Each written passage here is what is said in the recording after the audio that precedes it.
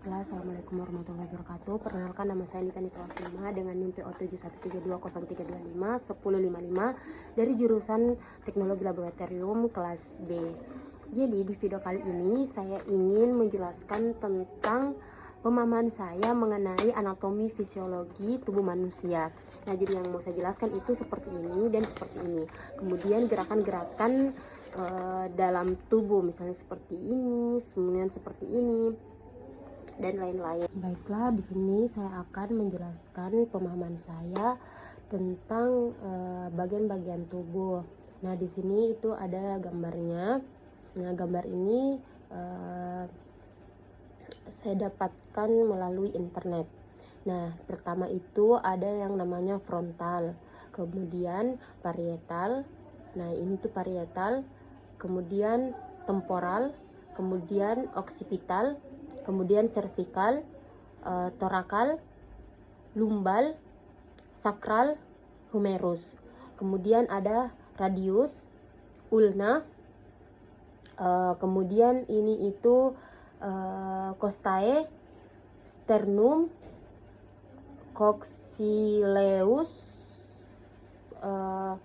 clavicula,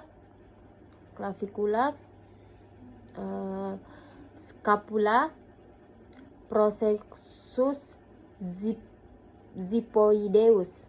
Kemudian ada femur, patella, tibia, fibula.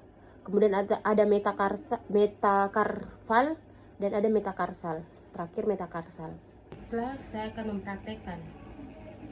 Ini seperti ini.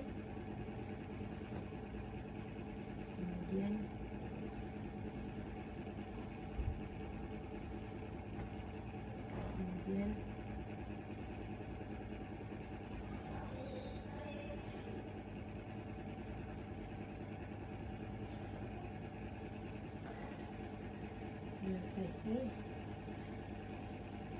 kasih dan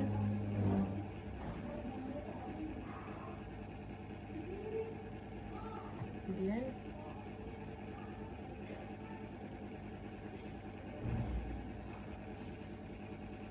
kemudian teman-teman, saya akan menjelaskan juga tentang bagian-bagian seperti ininya, region utama tubuh. Yang pertama itu dari sini sampai sini itu namanya caput. Kalau dari sini sampai sini itu colum. Teman-teman bisa lihat gambarnya di sini. Nah, kalau dari sini sampai sini itu namanya toraks.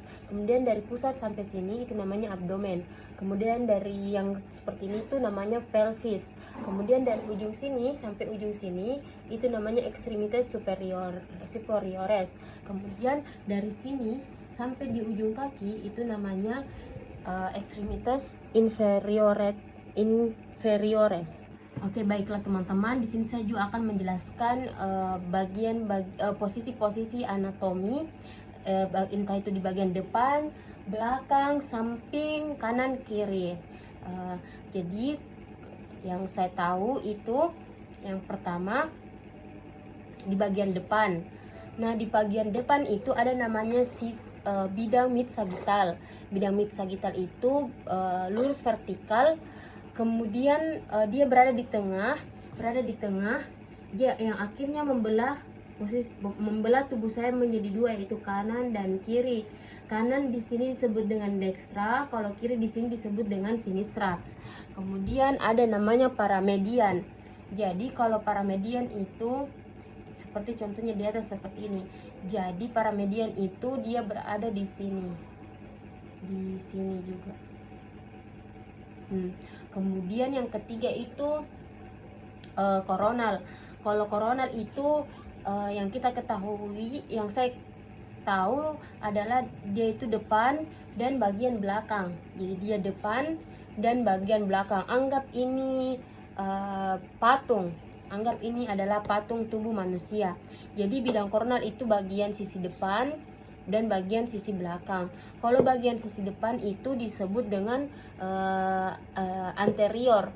Kalau di belakang itu disebut dengan posterior. Jadi kalau di belakang itu disebut posterior dan di depan itu disebut anterior. Jadi koronal itu yang bagian depan dan bagian belakang. Nah, kalau koronal itu bidang vertikal yang tegak lurus terhadap bidang mid sagittal. Kemudian yang terakhir adalah horizontal. Horizontal ini bidang yang tegak lurus terhadap mid sagittal, koronal, dan paramedian. Jadi dia yang membelah antara di depan, antara atas dan bawah. Nah, kalau atas itu biasa disebut superior, kalau di bagian bawah itu disebut inferior. Jadi anggap saja ini anggap saja ini tubuh manusia. Anggap saja ini anggap saja ini tengkorak. Nah, bidang horizontal atau transversal namanya.